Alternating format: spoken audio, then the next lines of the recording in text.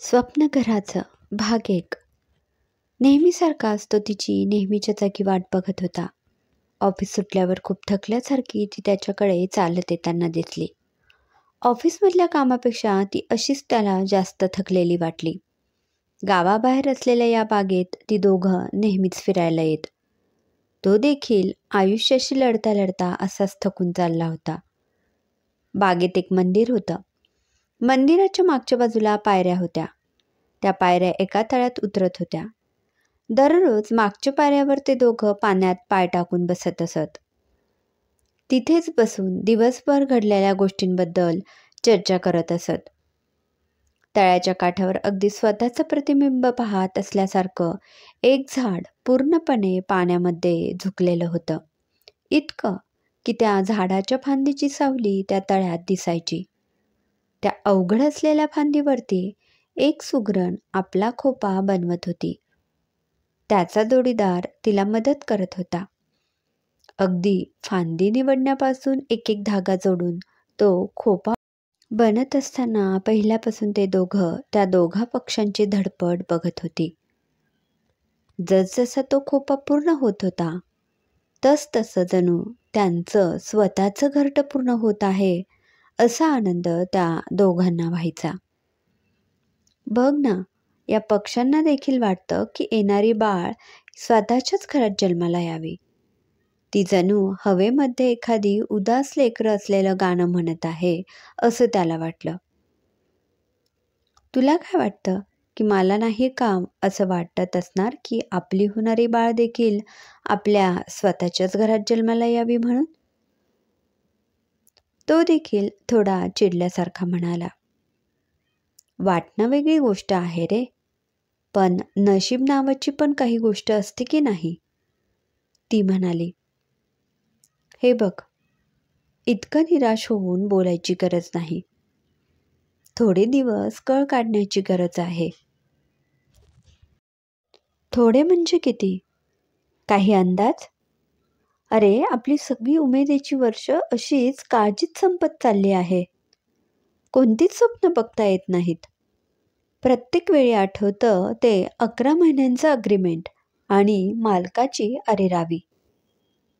सगळं समजतं ग मला. मला फक्त थोडा विचार करायला वेळ दे.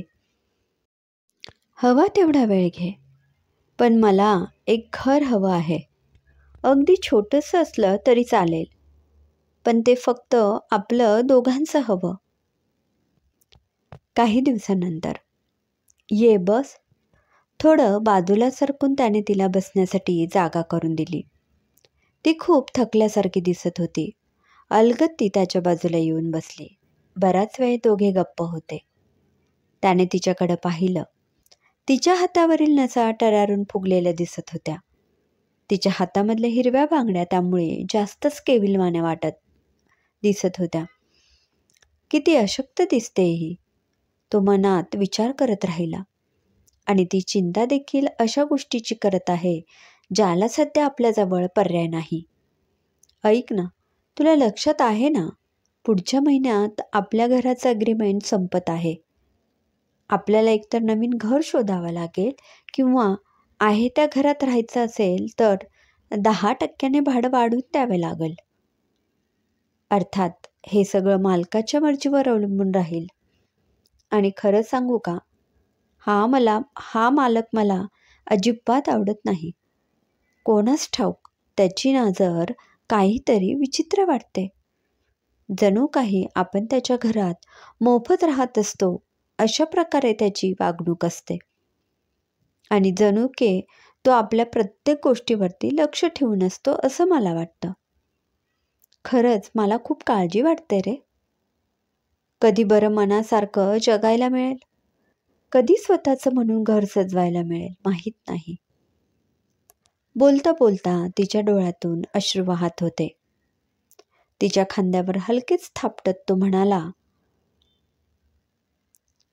मला समजत नाही का तुझी तडफड, परंतु काही दिवस हे सहन कर. मी नक्की प्रयत्न करतो. माझ्या 2 मित्रांनाही मी सांगून ठेवलेलं आहे. ते देखील प्रयत्न करत आहेत. तुला माहिती आहे ना की मुंबईत एक वेळ नोकरी मिळून जाईल, परंतु घर मिळणं खूप अवघड गोष्ट आहे.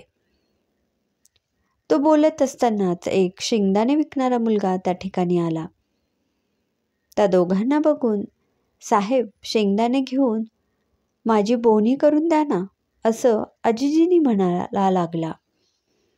का कुणास ठाऊक, त्याला बघितल्यावर तिला वाटलं की त्याच्याकडून शेंगदाणे विकत घ्यावे. पर्स उघडून तिने त्याला पैसे दिले आणि शेंगदाण्याच्या 2 पुड्या त्याच्याकडून विकत घेतल्या. दोघेजण न बोलता शेंगदाणे खात राहिले. अचानक त्याचं लक्ष शेंगदाणे ज्या पुडीत बांधलेले होते त्या पुडीवरच्या जाहिरातीवर गेले आणि दोघेजण ती जाहिरात मनापासून वाचायला लागले. गावात मध्यभागी मध्यवर्ती ठिकाणी दोघांनाही कामावर जायला सोयीची पडेल अशी एक गृहनिर्माण सोसायटी तयार होत होती. त्या ठिकाणचे फ्लॅट योग्य किमतीत विकण्यास उपलब्ध असण्याची ती जाहिरात होती. एकदम पैसे भरायचे नव्हते, फक्त टोकन देऊन आपला फ्लॅट बुक करायचा होता. नंतर जसं बांधकाम पूर्ण होईल तसं पेमेंट करायचं होतं. कर्जाची सोयसुद्धा ते लोक करून देणार होते. मुख्य म्हणजे त्यांचे भाव परवडण्यासारखे वाटत होते. दोघंही भारल्यासारखे अनिमिष डोळ्यांनी ती जाहिरात पाहत राहिले. नंतर त्यांनी त्यावरची तारीख बघितली. नुकत्याच झालेल्या पाडव्याच्या निमित्त बुकिंगवरती भरघोस डिस्काउंट थोडेच दिवस मिळणार होता. त्या दोघांनाही हा जणू एक शुभशकुन वाटला. तिने सहज त्या तळ्यामध्ये स्वतःचं प्रतिबिंब पाहणाऱ्या झाडाकडे बघितलं. सुगरणीचं घरटं जवळजवळ पूर्ण होत आलेलं होतं. ऐक ना, मला वाटतं की आपण आजच जाता जाता त्या ऑफिसमध्ये जाऊन पाहूया. बघू तरी कुठे आणि कशी घरं आहे ती. बोलली होती ती, पण त्याच्याही मनात नेमके हेच विचार चालू होते. म्हणून दोघांनी त्या ऑफिसला जाण्याचा विचार केला. ते एक बिल्डरचे बुकिंग ऑफिस होते. त्या गार्डनपासून ते जवळच होतं. दोघेही पुढील स्वप्न पाहत पाहत त्या ऑफिसमध्ये पोहोचले. तिथे गेल्यावर एका सुंदर दिसणाऱ्या आणि सफाईदार इंग्रजी बोलणाऱ्या एका मुलीने त्यांचं स्वागत केलं. त्यानंतर तिच्याशी बोलल्यानंतर त्यांचे घराचे स्वप्न आटोक्यात असल्याचं त्यांना वाटायला लागलं. थोडीफार तडजोड केली, इकडून तिकडून कर्ज काढलं तर सहजपणे त्यांचं घर विनायासास होऊ शकत होतं. दोघेही नोकरी करत होती, त्यामुळे एकाचा पगार पूर्णपणे व्याजात गेला असता तरीसुद्धा एकाच्या पगारात कसंही घर चाललं असतं. आपल्या आईने श्रीधन म्हणून दिलेल्या बांगड्या आणि काही दागिने आपण घरासाठी मोडूया आणि हे स्वप्न पूर्ण करूया असे तिने मनातल्या मनात ठरवलं.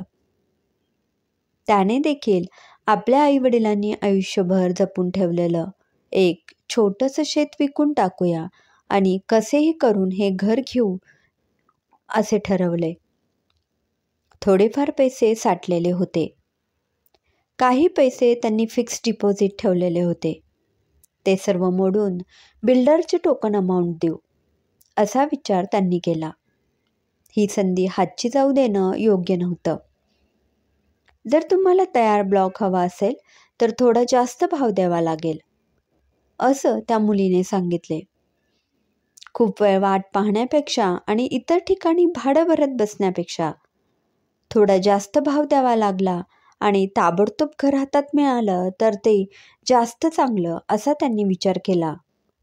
काहीतरी निश्चय करून दोघेही बाहेर आली. मग काय, राणी सरकार, ठरलं ना घर घ्यायचं, असं त्याने विचारलं आणि तिने त्याच्या खांद्यावर विश्वासाने मान टेकवली.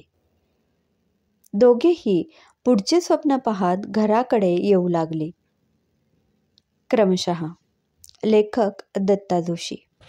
श्रोते हो, कसा वाटला कथेचा पहिला भाग कमेंटमध्ये नक्की कळवा. पुन्हा भेटूया कथेच्या पुढील भागात. धन्यवाद.